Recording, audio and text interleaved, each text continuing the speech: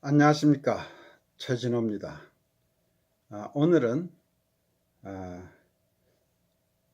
하나님의 존재 방식인 삼위일체에 대해서 한번 얘기를 나눠볼까 합니다. 삼위일체의 하나님.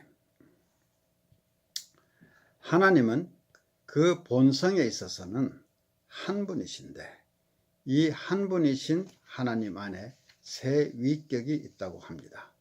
기독교 교리의 핵심적인 개념으로, 즉 성부, 성자, 성령은 삼위, 즉 세 분의 위격으로 존재하지만 본질에 있어서는 한 하나님이라는 교리입니다. 매우 이해하기 어려운 교리입니다. 삼위일체의 개념은 너무 어려워서 어떤 사람도 온전히 이해해서 설명하기는 불가능하다고 합니다. 그러나 우리가 하나님을 사랑하고 바른 관계를 유지하기 위해서는 하나님은 어떤 분이신지 알아야 하고 알기 위해서 노력하는 것은 당연합니다. 그러나 한편으로는 피조물인 인간이 무한하신 하나님의 존재 방식을 완전히 이해하지 못하는 것 또한 당연한지도 모릅니다. 기독교 역사상 기독교의 교리 또는 성경을 잘못 해석함으로 인해서 많은 이단이 발생했는데, 삼위일체 교리로 인한 이단이 가장 많이 생겼다고 합니다. 따라서 우리는 이 교리에 대해서 많이 생각하고 이해하려고 노력할 필요는 있지만 지나친 억측을 하지 않도록 조심할 필요가 있습니다. 이에 대한 바른 자세는 성경을 통해서 이해하려고 노력하면서 정통성 있는 견해에 대해서 관심을 가지는 것이라 생각됩니다. 성경에는 삼위일체라는 단어는 없습니다.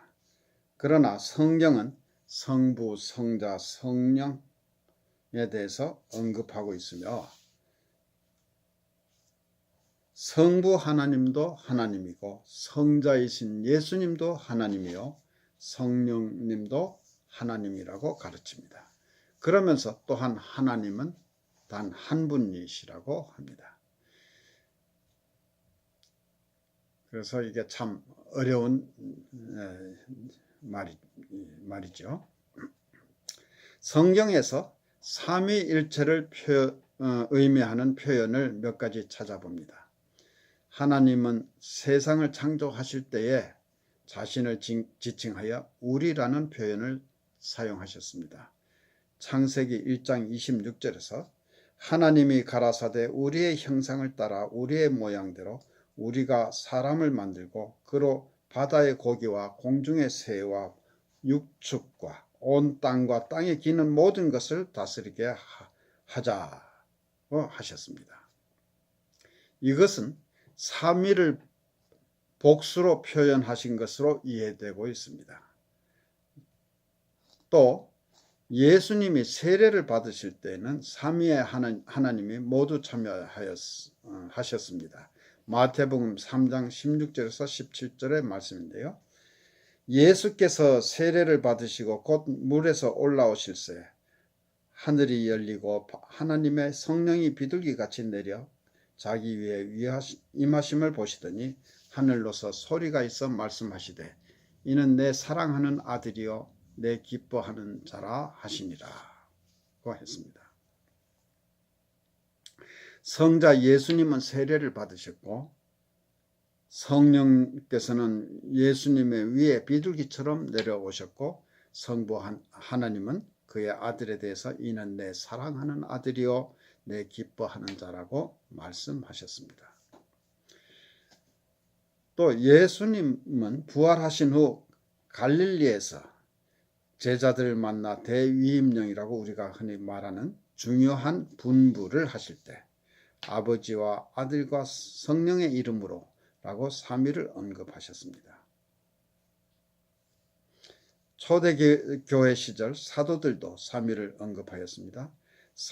바울은 고린도 교회에 보내는 편지에서 삼위 하나님의 이름으로 축도를 하였습니다. 고린도전서 13장 13절에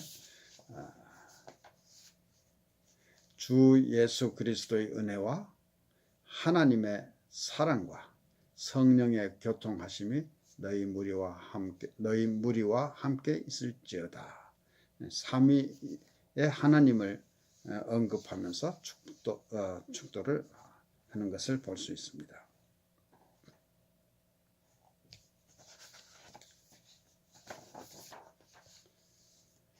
베드로도 베드로전서를 시작할 때 인사말로 삼위 하나님을 언급하였습니다. 이 삼위일체 교리가 형성된 동기는 초기 그리스도인들의 신앙 고백에 근거한 것이라고 합니다.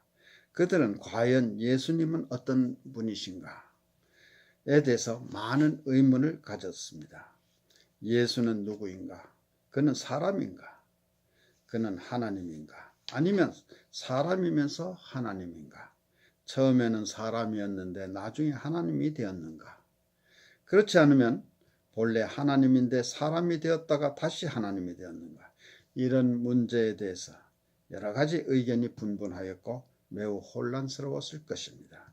예수님도 마태복음 16장 15, 16절에서 제자들에게 너희는 나를 누구라 하느냐고 물으셨습니다. 이때 베드로는 주는 그리스도시요 살아계시는 하나님의 아들이라고 대답하였습니다.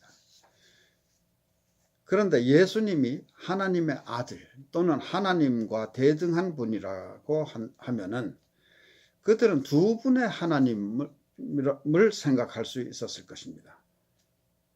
이렇게 되면 성경의 전통적인 유일신 신앙과 충돌이 일어납니다.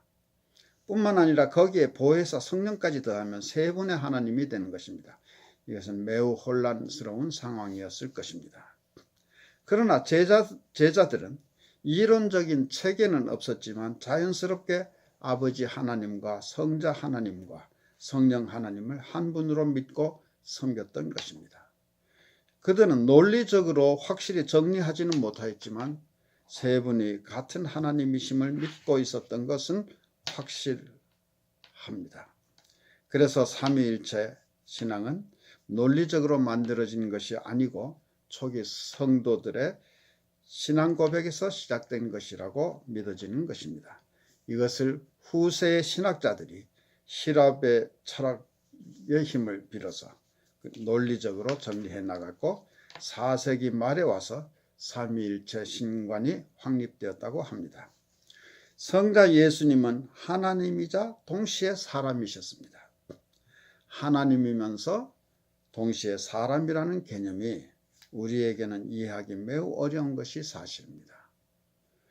잘못 생각하면 예수님은 하나님과 사람의 성정을 동시에 가진 분이니까 아마도 하나님과 사람의 중간쯤 되는 분이라고 생각하기 쉽습니다. 그러나 만일 그렇다면 예수님은 완전한 하나님도 아니고 완전한 사람도 아니라는 뜻이 됩니다. 예수님은 실제로 완전한 하나님이자 동시에 완전한 사람이셨다는 것이 올바른 교리라고 합니다. 요한은 요한복음에서 예수님을 말씀, 로고스, 말씀이라고 표현하면서 태초부터 계셨으며 곧 하나님이라고 하였습니다. 요한복음 1장 1절에서부터 3절의 말씀에서 태초에 말씀이 계시니라. 이 말씀이 하나님과 함께 계셨으니 이 말씀은 곧 하나님이시라. 그가 태초에 하나님과 함께 계셨고 만물이 그로 말미암아 지은 바 되었으니 지은 것이 하나도 그가 없이는 된 것이 없느니라고 했습니다. 그리고 요한복음 1장 14절에서는 그 말씀이 성육신 하셨다고 기록하고 있습니다. 즉 말씀이 육신이 되어 우리 가운데 거하심에 우리가 그의 영광을 보니 아버지의 독생자의 영광이요 은혜와 진리가 충만하더라고 하였습니다. 성자 하나님께서 완전한 하나님이면서 사람의 몸으로 이 세상에 태어나셔서 동시에 완전한 사람이 되신 것입니다. 그리고 예수님은 스스로 자신을 하나님과 동등하게 표현하신 것이 성경의 여러 곳에 기록되어 있습니다. 요한복음 14장 8절과 9절의 말씀에 빌립이 이르되 주여 아버지를 우리에게 보여주소서 그리하면 족하겠나이다 고 하니까 예수께서 이르시되 빌립아 내가 이렇게 오래 너희와 함께 있으되 내가 나를 알지 못하느냐 나를 본 자는 아버지를 보았거늘 어찌하여 아버지를 보이라 하느냐고 대답하셨습니다. 또 요한복음 14장 11절에는 내가 아버지 안에 거하고 아버지께서 내 안에 계심을 믿으라. 그렇지 못하겠거든 행하는 그 일로 말미암아 나를 믿으라 라고 또 말씀하십니다. 이것이 믿지 않는 사람들에게는 소위 신성모독이라는 빌미가 되기도 하였습니다. 한편 예수님은 당신이 승천하시면 대신 다른 보혜사 즉 성령님께서 오실 것에 대해서도 언급하셨습니다. 요한복음 14장 26절에서 보면 보혜사 곧 아버지께서 내 이름으로 보내실 성령 그가 너희에게 모든 것을 가르치고 내가 너희에게 말한 모든 것을 생각나게 하리라고 하셨습니다. 그렇다면 이 세 위격은 서로 간에 어떤 관계이며 서로 어느 정도 독립적이고 어느 정도 상호 종속된 관계인지가 궁금합니다.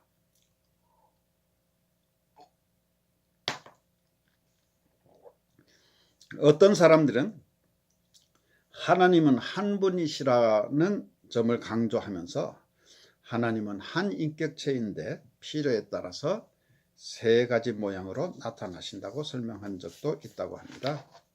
그러나 오늘의 정통신학에서는 이 이론은 잘못된 것으로 보고 있습니다. 세 위격 사이에는 분명한 구별이 있다는 것입니다. 그럼에도 불구하고 성경에 의하면 삼위간에는 역사하시는 일에 있어서 항상 통일성이 있고 서로 간에 갈등을 보이는 일이 없다는 점을 볼 수가 있습니다. 사람과 사람 사이에는 아무리 절친한 사이라 하더라도 즉 형제간, 부자간 또는 부부간이라 하더라도 모든 일에 항상 의견이 일치할 수는 없습니다. 그러나 하나님의 삼위간에는 의견의 불일치가 전혀 없습니다. 삼위간의 갈등이라고 할 수는 없지만 단 한 번 비슷한 상황이라고 하는 것을 한번 생각해 본다면 예수님께서 잡히시던 날 밤 겟세마네 동산에서 기도하실 때를 생각해 봅니다. 사람의 몸으로 십자가에 못 박혀 죽으실 것을 생각할 때 예수님의 마음이 얼마나 괴롭고 힘들었을까. 예수님은 내 아버지여 만일 할만하시거든 이 잔을 내게서 지나가게 하옵소서 라고 기도하십니다. 예수님은 모든 인간의 죄를 대신 지고 십자가에서 죽으시는 것이 하나님의 계획인데 너무나 괴로우니 이것을 면하게 해달라는 기도입니다. 성자 예수님과 성부 하나님 사이에 갈등이 있을 뻔한 순간이었습니다. 그러나 다음 순간 예수님은 그러나 나의 원대로 마옵시고 아버지의 원대로 하옵소서라고 아버지 하나님의 뜻에 절대 순종하시는 모습을 보이셨습니다. 이러한 사실을 보면 삼위는 서로 완전히 독립적이지는 않으면서도 상당할 정도로 독립적이라는 것을 알 수 있습니다. 그러면서 서로를 유기적으로 보완하며 서로를 긴밀하게 도우십니다. 삼위 중에서는 성부 하나님이 대표격이고 다른 두 분, 즉 성자 예수님과 성령은 성부 하나님께 순종하는 입장임을 볼 수 있습니다. 예수님은 아버지 하나님께 기도하시며 자신이 원하시는 것을 이루어 달라고 구하시는 모습을 성경의 여러 곳에서 볼 수 있습니다. 자신이 하시는 사역은 아버지께서 그 일을 위해서 자신을 보내셨다고 하십니다. 요한복음 5장 36절에 보면 내게는 요한의 증거보다 더 큰 증거가 있으니 아버지께서 내게 주사 이루게 하시는 역사, 곧 나의 하는 그 역사가 아버지께서 나를 보내신 것을 나를 위하여 증거하시는 것이요 라고 했습니다.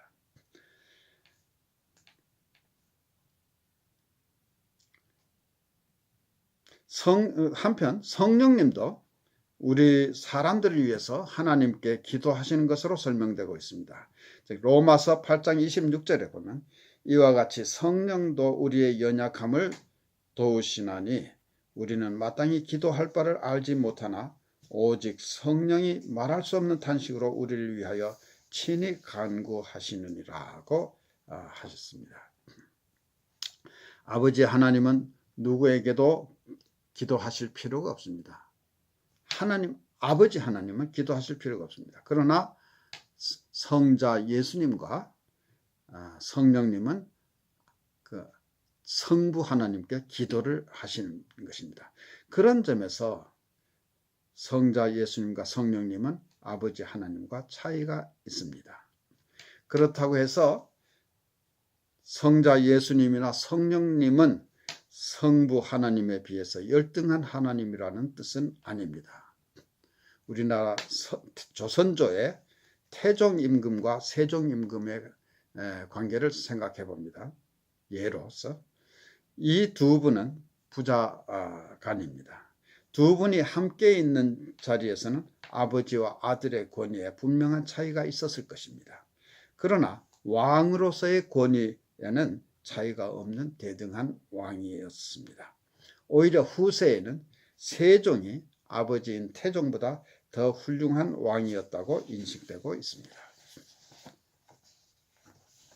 세 위격의 하나님이 모두 동일한 능력을 가지고 계시며 완전히 이해하기는 어렵지만 세 위격이 한 분의 하나님이라고 합니다. 따라서 우리가 기도할 때는 성부 하나님께 기도할 수도 있고 성자 하나님 예수님께 기도할 수도 있고 또 성령님께 기도할 수도 있습니다. 어느 분을 부르면서 기도하더라도 동일한 하나님께 기도하는 것이 됩니다.